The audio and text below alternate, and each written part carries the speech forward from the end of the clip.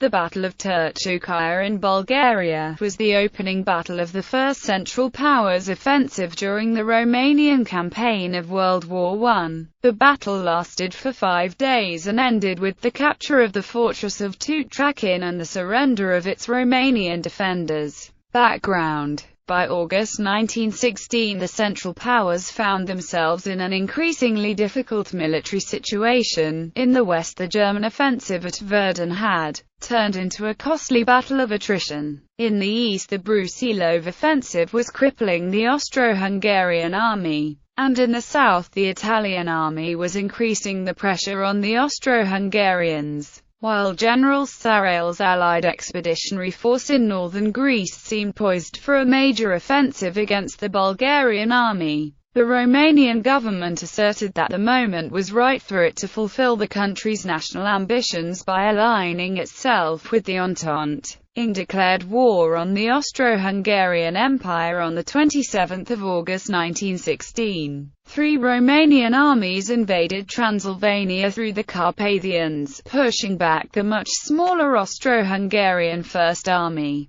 In a short time the Romanians occupied Orsova, Petrozani, and Brasov, and reached Sibiu on their way to the river Mureș, the main objective of the offensive. In response, the German Empire declared war on Romania on 27 August, with Bulgaria following suit on 1 September. On the next day, the Bulgarian Third Army initiated the Central Powers' first major offensive of the campaign by invading southern Dobrudea. Origins and state of the fortress Turtucaia was originally a Roman fort. During the reign of Emperor Diocletian, it developed into one of the largest strongholds of the Danubian limes. In the 7th century it became part of the Bulgarian Empire, until the latter was subjugated by the Ottoman Empire in the late 14th century. When the Ottomans entered their period of decline, they relied on the Danube as their main defensive barrier in the Balkans.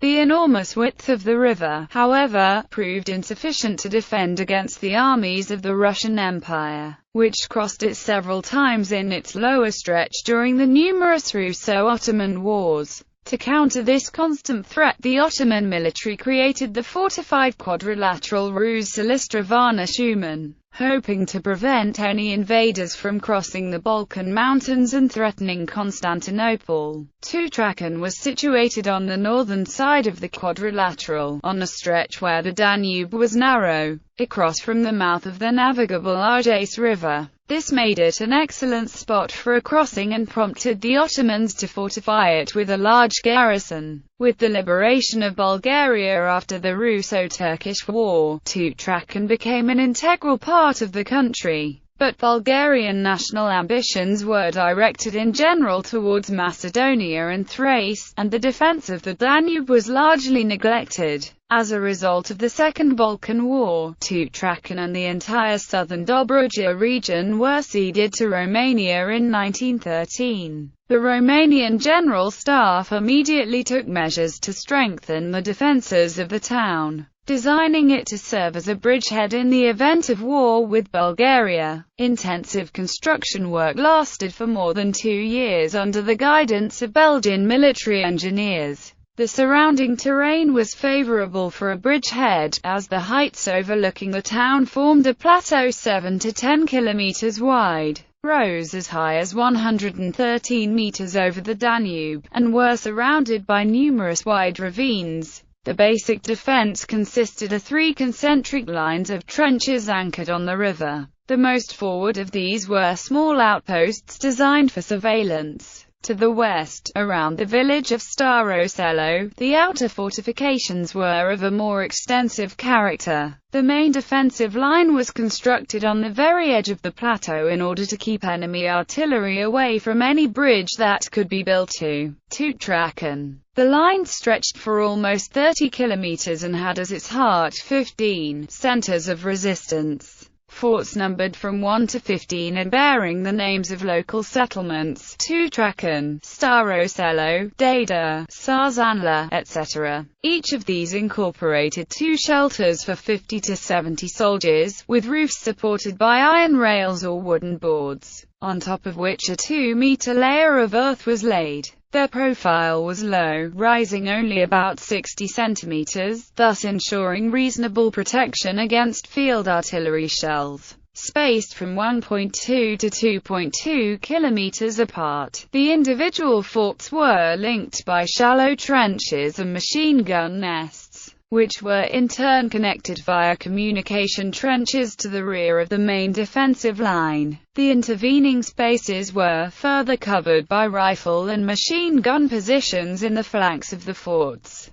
The centers of resistance were well protected by barbed wire obstacles that reached a depth of 10 to 15 meters. But they were placed some 50 meters away from the firing line and thus could not be defended with hand grenades. 100 meters in front of the main line, the Romanians had built 3 rows of pitfalls and barbed wire that ran continuously from Fort 15 to Fort 3. Most of the artillery was placed in the main defensive line, although several pieces, along with trenches and machine guns, were placed on the nearby islands of the Danube in order to support the Romanian Danube flotilla, which was tasked with providing artillery cover on the western approaches to the fortress. Some 4 kilometers from the main defensive line and 3 kilometers from Turtucaia itself lay the secondary defensive line of the fortress. It consisted of a single line of trenches with few prepared machine gun nests or obstacles, and no artillery at all. With their attention focused almost entirely on the main defensive line, the Romanian command largely ignored this secondary line. For command purposes, the entire area of the fortress was divided into 3 sectors.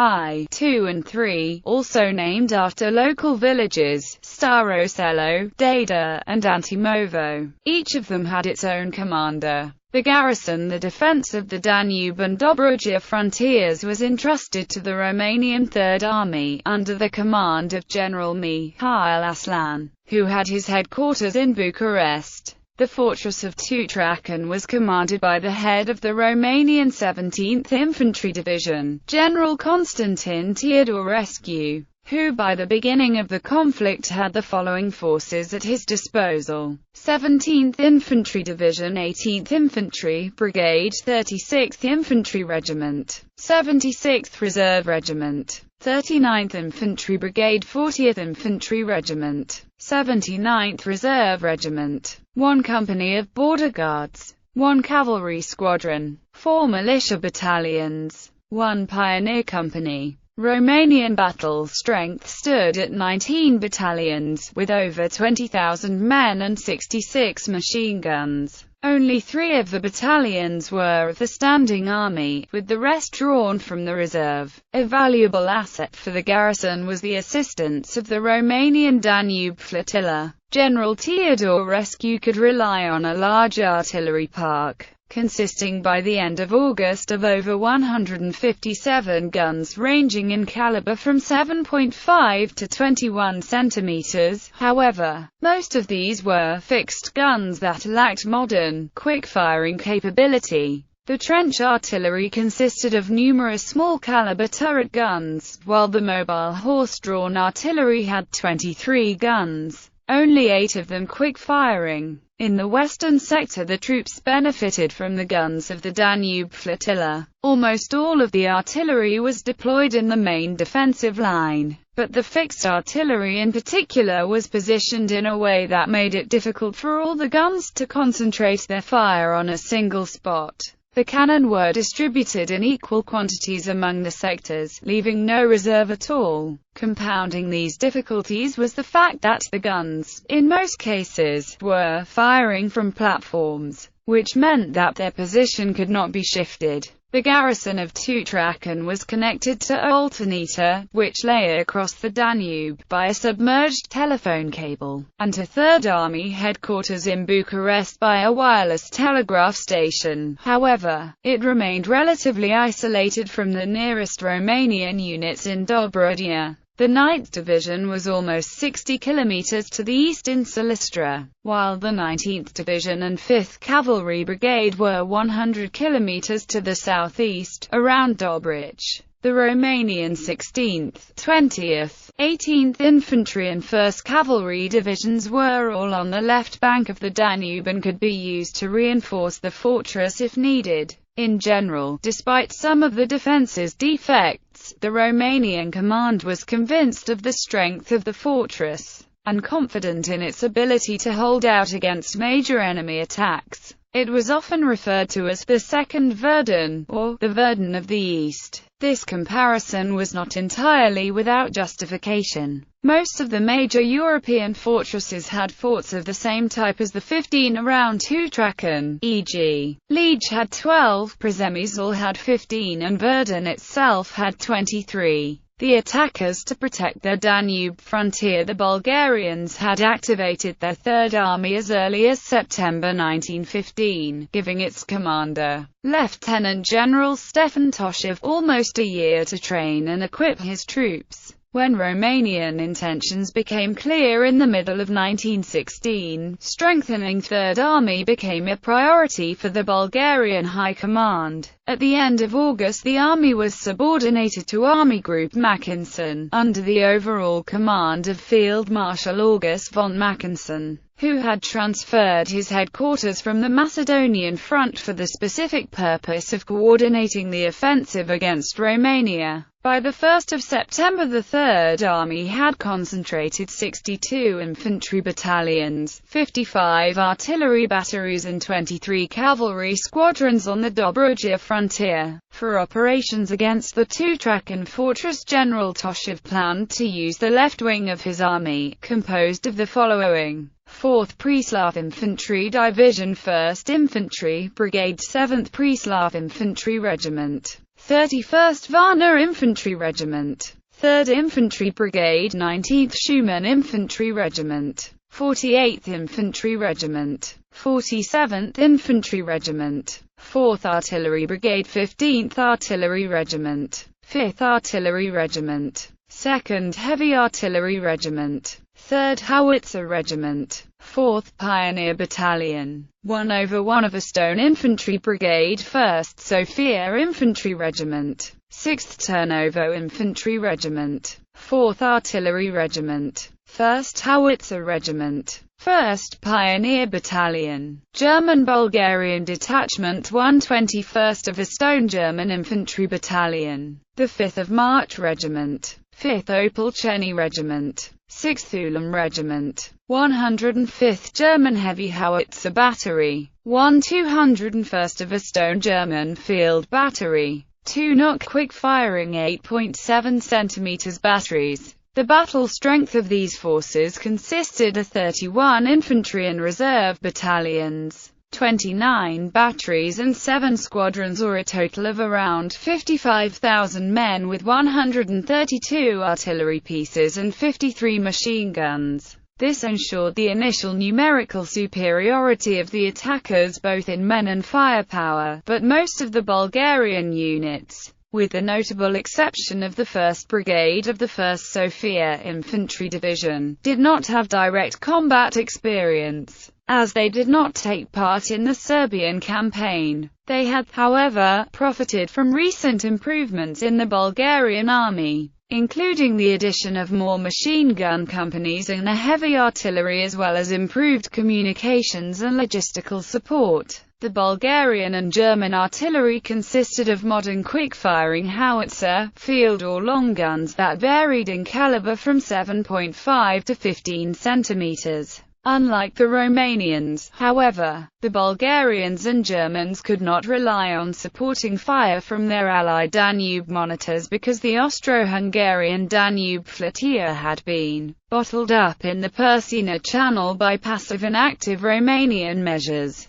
For reconnaissance, observation and directing of the artillery fire, the invading forces had also deployed a balloon and several aircraft. Initially, General Toshev retained direct control over the left wing of his army, but as the battle progressed it was realized that a common command on the battlefield itself was needed, and General Pantele Kislov, the commander of the 4th Preslav Division, was placed in charge of all forces operating against Turtucaia. While retaining the control of his division, he did not receive any additional staff, which created problems with the coordination of the forces. Nonetheless, General Kislov and his Chief of Staff Lieutenant Colonel Stefan Noikov were rated excellent officers by the Germans and represented the top divisional leadership in the Third Army. The Bulgarian government took great care in assisting the preparations of the operations and declared war on Romania on the 1st of September, 5 days after the German government, a move that had initially caused a great deal of concern in the German High Command. Strategic planning. The Bulgarian plan. On the 28th of August, Field Marshal Mackensen issued his first directive to the Bulgarian Third Army, ordering it to prepare for a decisive advance aimed at seizing the vital crossing points on the Danube in southern Dobruja. This envisaged the simultaneous capture of both Turtucaia and Silistra by the 4th and 1st Divisions. Though General Toshev began deploying his forces as required by the Field Marshal, he was deeply opposed to dividing them in two and attacking both fortresses. On the 31st of August, the two men met at the Gorna Oryahovitsa train station to exchange thoughts on the operation. Relying on his better intelligence on Romanian forces in Dobruja and the state of their fortifications, the general managed to convince the field marshal to prioritize the capture of Turtucaia over that of Silistra, and concentrate all available forces for that purpose alone. On the same day, Toshev presented a detailed plan for the assault, according to which the army would advance on the 2nd of September with its left wing against the Teta Pont, while the 3/1 Infantry Brigade moved in the direction of Silistra to cover its flank. The right wing of the army, consisting of the 6th Infantry Division and the Varna garrison, was to advance against Dobrich and Balchik, with the 1st Cavalry Division linking it to the left wing. On the next day, von Mackensen approved the plan with minor adjustments, such as requiring that the 2/1 Infantry Brigade be kept in reserve for the defense of the right flank of the forces attacking Turtucaia. After receiving the Field Marshal's sanction, the staff of Third Army moved to Razgrad, from where it began coordinating final preparations for the offensive. On the 1st of September, von Mackensen received a telegram from the new chief of the German General Staff von Hindenburg informing him that German and Austro-Hungarian build-up in Transylvania would be completed no sooner than the second half of September, while the forces that were already deployed would be able only to defend their positions against the advancing Romanians. Von Hindenburg and the Bulgarian Commander-in-Chief General Zhekov then both confirmed the orders of the Bulgarian Third Army to advance into Dobruja in order to draw and defeat as many Romanian and Russian forces as possible, stressing the importance of a rapid success for the entire Romanian campaign. The Romanian plan, or the so-called Hypothesis Z, required most of the country's forces to invade Transylvania, while its almost 150,000-strong Third Army assumed a defensive stance along the Danube and Dobruja frontiers for 10 days. Thereafter, the southern forces would attack from the Dobruja into Bulgaria with the expected assistance of General Zayonchkovsky's Russian Army Corps, and establish a tenable position on the Rus-Shum and Varna line, thus providing the northern armies operational freedom. The Russians crossed the Danube on schedule and concentrated around Kobadan. On the 31st of August, General Aslan subordinated the 19th Romanian Infantry Division, which was deployed in Dobrich, and created the Eastern Operations Group under the command of General Zayonchkovsky. The Romanians decided to defend both Turtucaia and Silistra along with the entire Dobruja frontier in order to ensure themselves appropriate conditions for their future drive into Bulgaria. General Aslan realized that his forces were too dispersed for this task and ordered the Russians to deploy closer to the fortresses. but General Zayonchkovsky thought that he should concentrate his corps first at Dobrich and then, if the conditions allowed, move towards Turtucaia and Silistra. Thus valuable time was lost in solving this question, and the Russian corps began moving south on 3 September.